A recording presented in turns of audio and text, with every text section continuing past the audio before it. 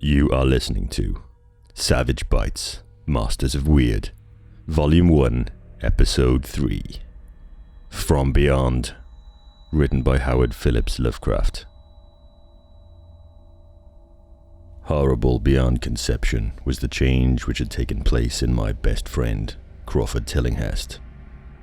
I had not seen him since that day 2 months and a half before, when he had told me toward what goal his physical and metaphysical researches were leading, when he had answered my awed and almost frightened remonstrances by driving me from his laboratory and his house in a burst of fanatical rage.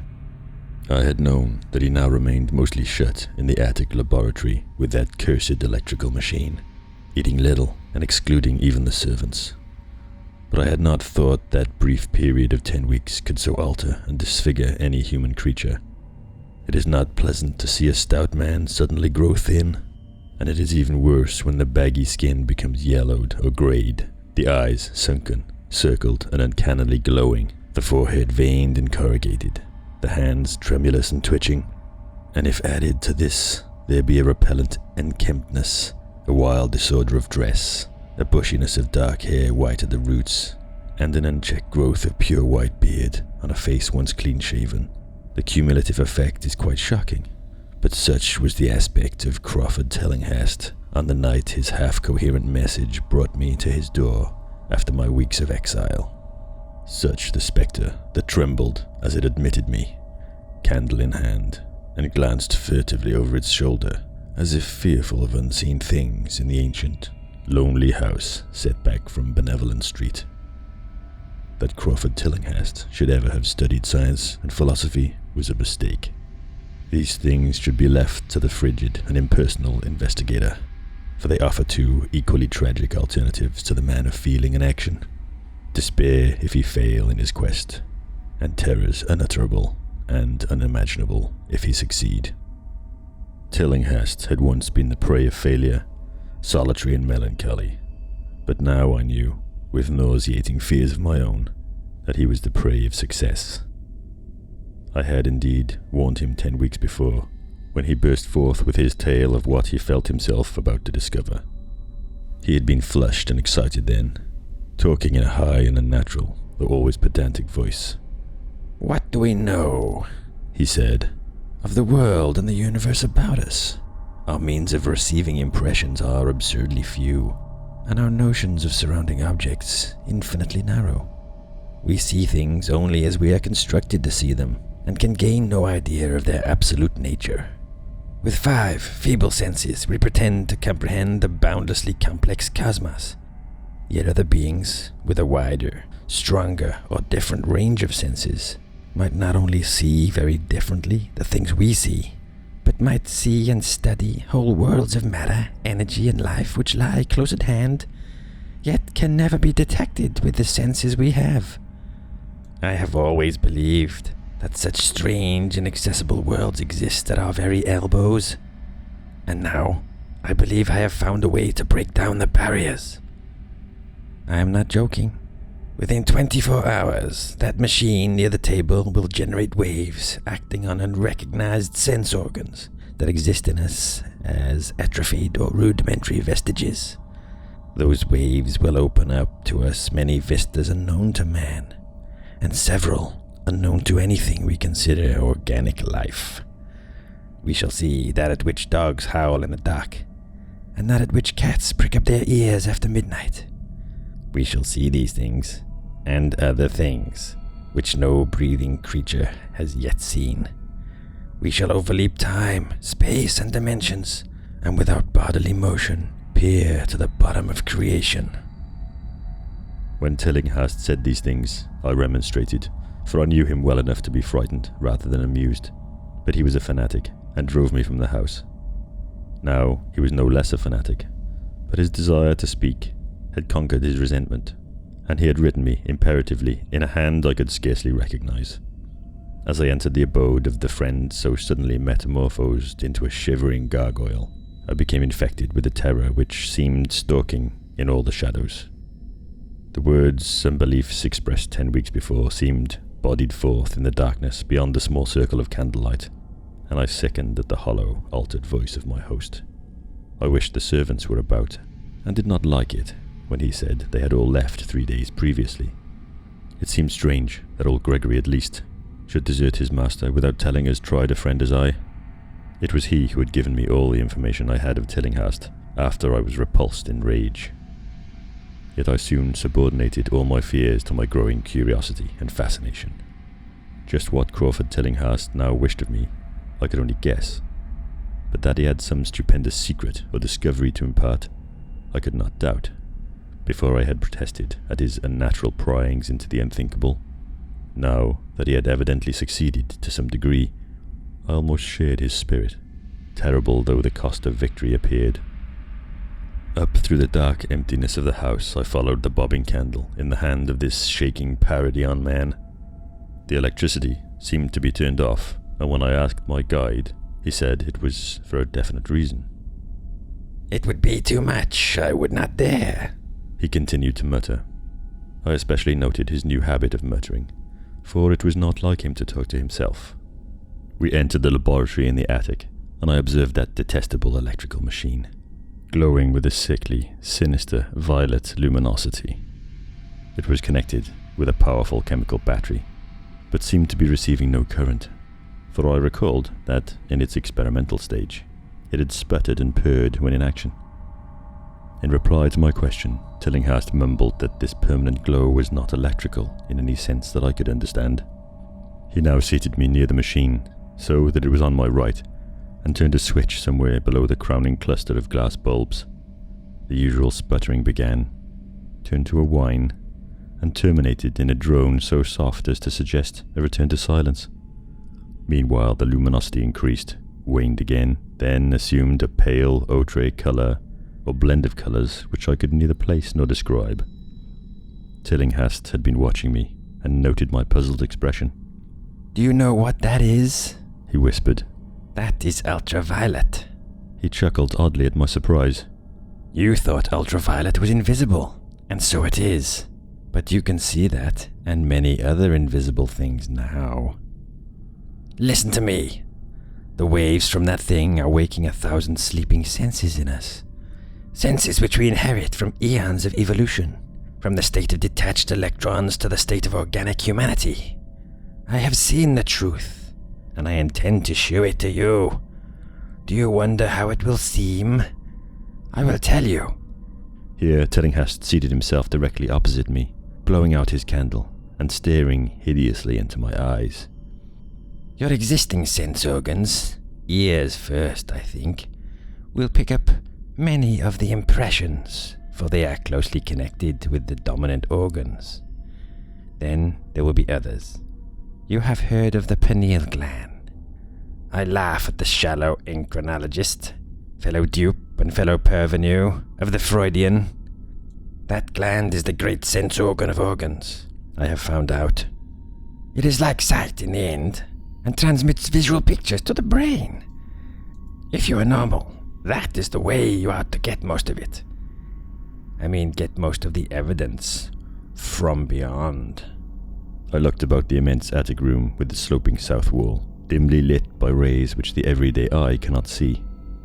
The far corners were all shadows, and the whole place took on a hazy unreality which obscured its nature, and invited the imagination to symbolism and phantasm.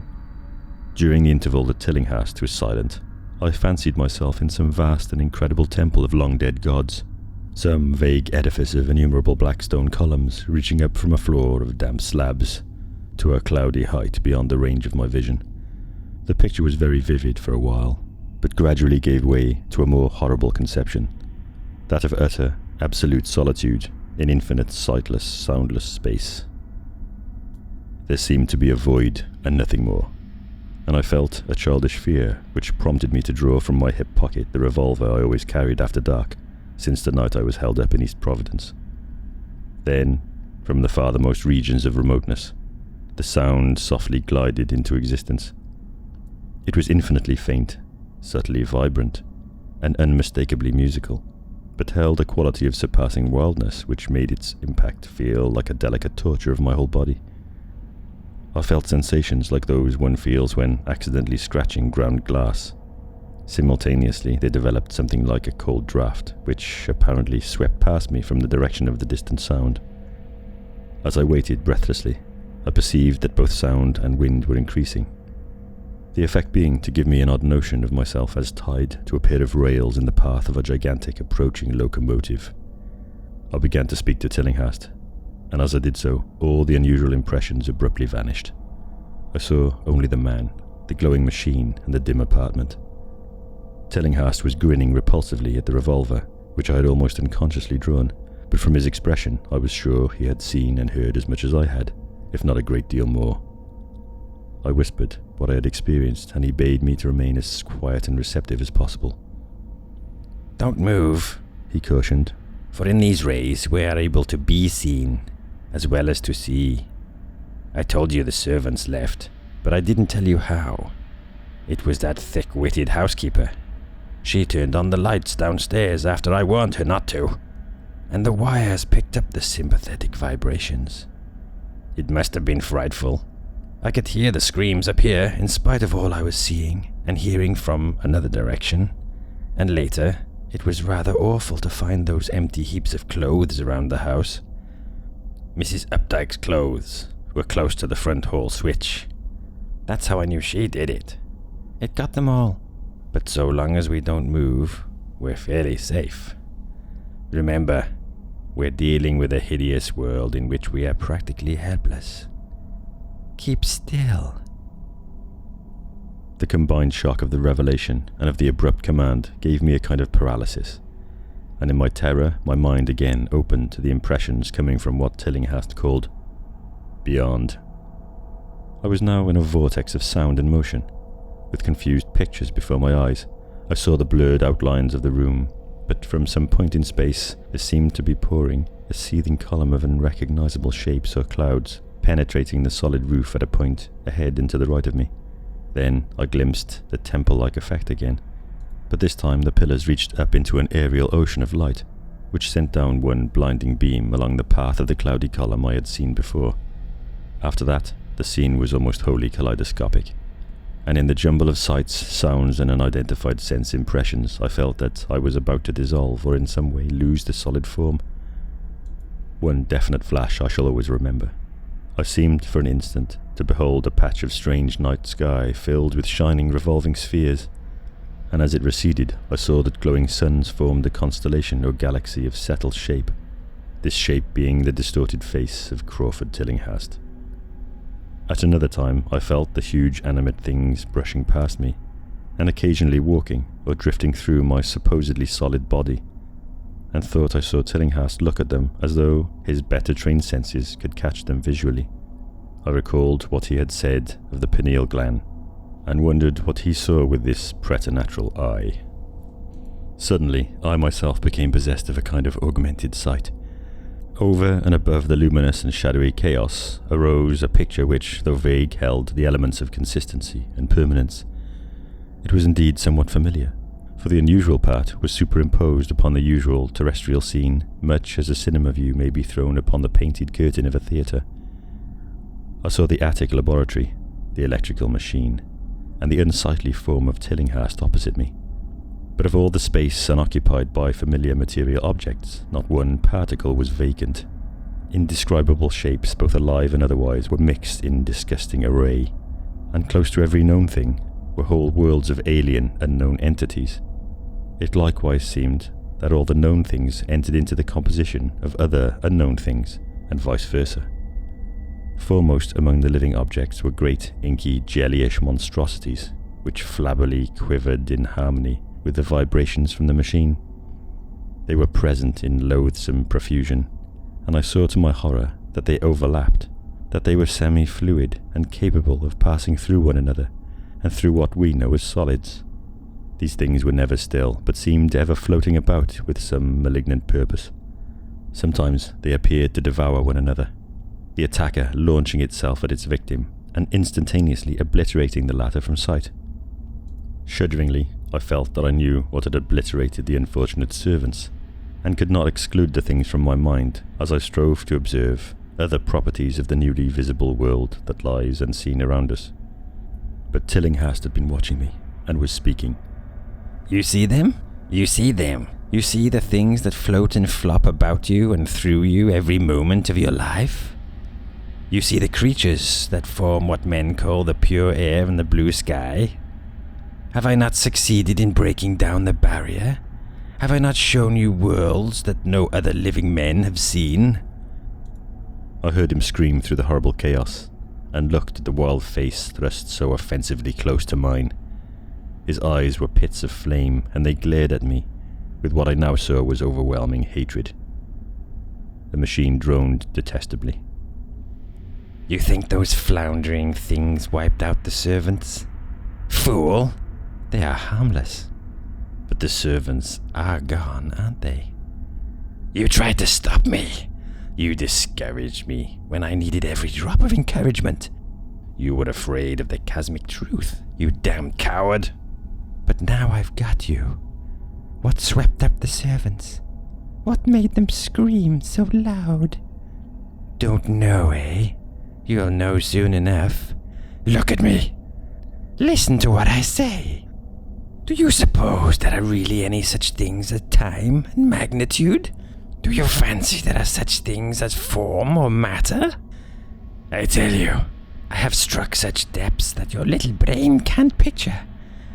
I have seen beyond the bounds of infinity, and drawn down demons from the stars. I have harnessed the shadows that stride from world to world to sow death and madness.